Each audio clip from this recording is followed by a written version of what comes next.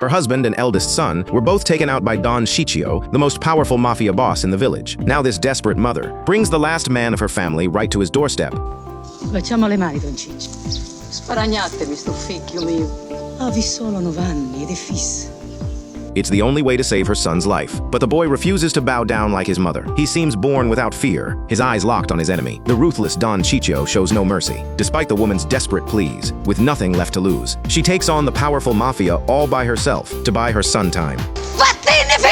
The boy watches his mother fall, yet still no fear in his eyes. He does what she said and runs for his life. Small and quick, he vanishes into the woods. Don Ciccio has his men search every corner of the village. Determined to leave no loose ends, he warns the villagers, hide the boy and your family pays. But kind souls still risk everything to protect him. They hide him inside a firewood cart and smuggle him out of the village before dawn. The boy survives and joins the wave of immigrants heading to America. This lucky child, blessed by fate, is named Vito Andolini. But the immigration officer mistakes his village name for his last name, and by pure accident, a name that will echo across America is born. Corleone. Vito Corleone. The boy's fearless nature will one day make him unstoppable. He'll show everyone who disrespects him. You don't even think to call me Godfather. Godfather? Young Vito Corleone is diagnosed with smallpox the moment he arrives in America. Under the quarantine and immigration rules of the time, he isn't sent back right away. Instead, he's placed in isolation on Ellis Island. Now he's an orphan adrift in a foreign land. His father taken, his brother gone. Even when his mother passed, he never made a sound. But now, facing the Statue of Liberty outside his window, he sings a song from his Sicilian homeland. No one could have guessed that this lonely 9-year-old boy would carve out an empire in this country. Fast forward to 1917. Vito, now past 25, has barely settled down in New York. He has his first son, Sonny. Life is tough, but having a family means having hope. Having lost his family once, he treasures family above everything else in life. So when a friend invites him to the theater to watch the girl his friend has a crush on, his response is one of a kind. Vito, te ne parlo una gita mia. È bella. È veramente bella, sì. Bella? Ma per te è bella. Per me c'è solo mia moglie e a mia figlia. Vito is still a man of few words, just like when he was a kid, but every word hits the mark. His friend is named Genco, Italian, like everyone else around here. He'll later become the Corleone family's consigliere. Genco only has eyes for the girl. Right as he's enjoying the show, a big guy stands up and blocks his view. Aspettati.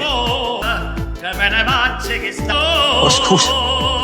Sono Fanucci. Vito doesn't get what's so scary about the man. Genco says Fanucci runs the whole Italian neighborhood, a real mafia man. After the girl's performance, Genco wants to go backstage and introduce them, but Fanucci is busy shaking down the theater owner, who happens to be the girl's father. The owner doesn't want to pay. Fanucci threatens him with a blade, so the owner hands over all his money. You'd think 2 grown men would step in, but to Vito's surprise, Genco quickly backs away. Come on in. So Vito stays out of it too. Genco explains that nobody dares mess with a mafia man like Fanucci. Everyone has to pay him protection money. What Vito doesn't know is that this Fanucci will leave a heavy mark on his path to power. Genco is right. His own father pays Fanucci for protection. Not a single payment can be late. At the time, Vito is just an errand boy at the family's grocery store. The pay is tiny, but he never slacks off. And he never brings work stress home. Cioè, Don Abbondando non ti tratta bene? Lascia stare. Clearly, in his situation, giving his wife and kids a warm home takes more than just hard work. Then a neighbor's voice comes through the window. Vito leans over. The man says he's a fellow Italian. A settimana che viene vengo e mu picchio. All'est! One look and Vito knows this isn't anything legit, so he closes the door to keep his wife out of it. Turns out it's a stash of brand new Colt revolvers. He knows some things are better left unsaid. For Italians, snitching is the deepest shame there is. Soon enough, Fanucci's bullying reaches Vito himself. Fanucci wants a job for his nephew. The grocery store owner can't say no, but a small shop can't afford another mouth to feed. So the owner pulls Vito aside and awkwardly asks him to give up his position. From that moment, Vito sees how the world really works. He never lets emotions cloud his judgment. He simply accepts that unfairness is part of life. He tells the owner he understands and thanks him for everything he's done. Você è stato sempre buono con me da quando ero picciriccio. E io la ringrazio. E io come scordo. Repaying wrongs with grace naturally earns people's goodwill, and that's how the future Godfather builds such deep connections. Someday, and that day may never come, I'll call upon you to do a service for me. From an earlier conversation with his wife, we know the owner never treated him that well, which only makes the owner feel more guilty. So he chases after Vito with a basket of vegetables, telling him to take it home. Vito politely declines and walks away with dignity. Losing his job doesn't shake the smile he brings home to his family. He even brings his wife a pear, sweet and thoughtful. Ehi, che bella pera! A real man swallows the bitterness and saves the sweetness for his wife and kids. Then one day, the neighbor who asked him to hide those pieces shows up again. Il sogno tua mangia, ce l'hai ancora me cose? Tu faresti so cucire a rencia. Me ne fotte le cose tue, a me non mi interessa. The man sees Vito is generous and knows the code of the streets. After coffee, he offers to give Vito a fine rug. Vito is about to refuse, but Clemenza says, "Your wife will love it." The moment he hears his wife would love it, he changes his mind. Yeah, sure. Ci piace me more. Except the rug is at a friend's house, and this friend's place is fancy, clearly a rich man's home. Clemenza knocks. No one's home. No key under the doormat either. So he pulls out his professional lockpicking tools. Non creo che s'arrangia. Turns out he brought Vito here to swipe stuff. Vito doesn't call him out. He just watches the show. Stanno a palazzo di ricchi, eh? Uno di meglio. The way Clemenza moves furniture and rolls up the rug screams experience. Vito, on the other hand, just stands there frozen. It's his first time ever taking what belongs to someone else. And right then, someone shows up outside. Clemenza tiptoes to the door. It's a cop on patrol.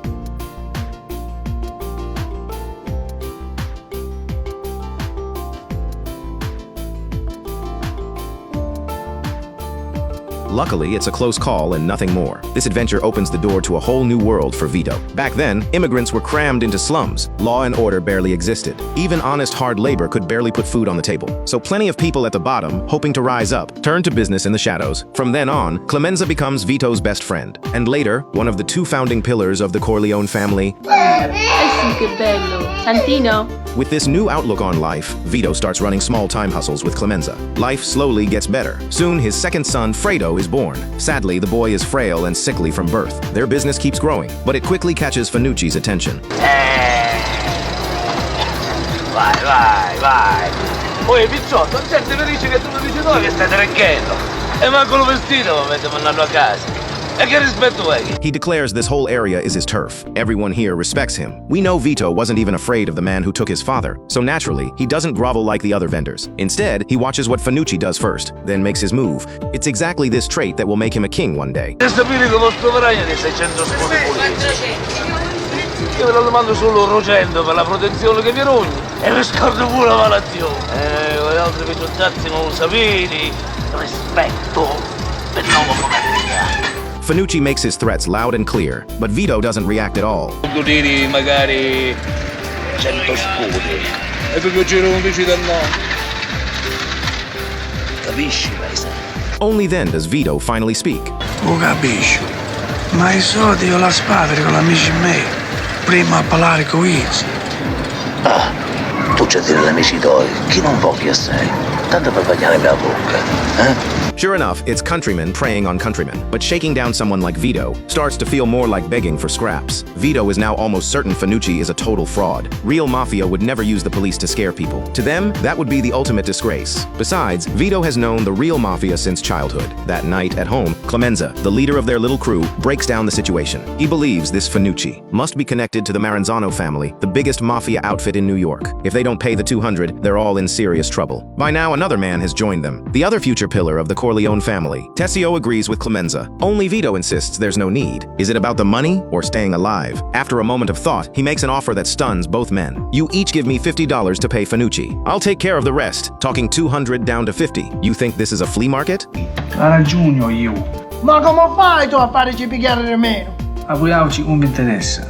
Ma solo ricordatevi che mi feci un piacere. This is where Vito's wisdom and leadership get their first real test. The two brothers are skeptical, but they decide to trust him this once. The plan is for the two of them to go see Fanucci first and promise the full 200 will be delivered. In reality, Vito is having them buy time while he studies Fanucci's reaction. Then comes the annual Italian feast of San Rocco. The streets are alive with drums, roaring to the sky. There's one telling detail at the meeting with Fanucci. Vito shows up late on purpose, while Fanucci has been waiting for a while. When Vito walks in, Fanucci doesn't get angry. A real Mafia boss would have made him pay for that. Vito carries himself with the same commanding presence as before. He slaps the brothers' $100 right on the table. He doesn't even add his own 50. He just observes in silence. Meanwhile, Fanucci puts on a show like a circus monkey. Mi pare che ci sono 100 scudi sotto il mio cappello. Ragione hai io. Solo 100 scudi. Only then does Vito speak with a smile. Sogno conto di monete. Che vuole? A comore sogno senza tabaglio. Believe it or not, after just a few words, Fanucci drops his tough act and happily pockets the $100. He even praises the young man for having guts. All of this behavior proves one thing: he's just a con man preying on fellow Italians, a bully who only picks on the weak. With the money in hand, he acts like they're old friends, saying he'll bring Vito in on some big deals. Vito doesn't say another word. His eyes turn hard and cold. Now comes the time to settle the score. Fanucci, acting like a big shot with his new money, grandly donates the $100 to the church. If he doesn't flash his cash in public, how else can he keep up the con? Little does he know Vito is stalking him like a predator, tracking his every move. The rooftops of the block are all connected. Vito has already mapped out his route and hidden a piece at the planned spot. The streets are buzzing. The sacred festival procession moves on. Vito wraps the piece in a towel and slips down into Fanucci's stairwell. Hearing Fanucci coming up, he loosens the hallway light bulb. Fanucci notices the light is out and reaches up to tighten it. The light shows him the way, but the sudden brightness blinds him to the danger closing in.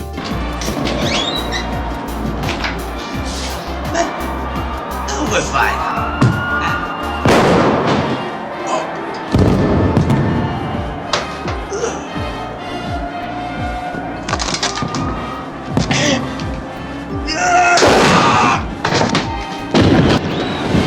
Fireworks on the street roar in sync with Vito's move. Vito quickly takes the piece apart, dropping each part down a different chimney. Every step of the plan, flawless. Then he steps out of the shadows and melts into the cheering crowd, taking out Fanucci. Feels like a baptism for Vito. He's no longer the small-time hustler he used to be. That same year, his third child is born. His name is Michael Corleone, a boy destined to become a king just like his father. From then on, Vito officially takes over the neighborhood from Fanucci. But there's one big difference. The people genuinely respect him. No, è mio piacere, niente soldo.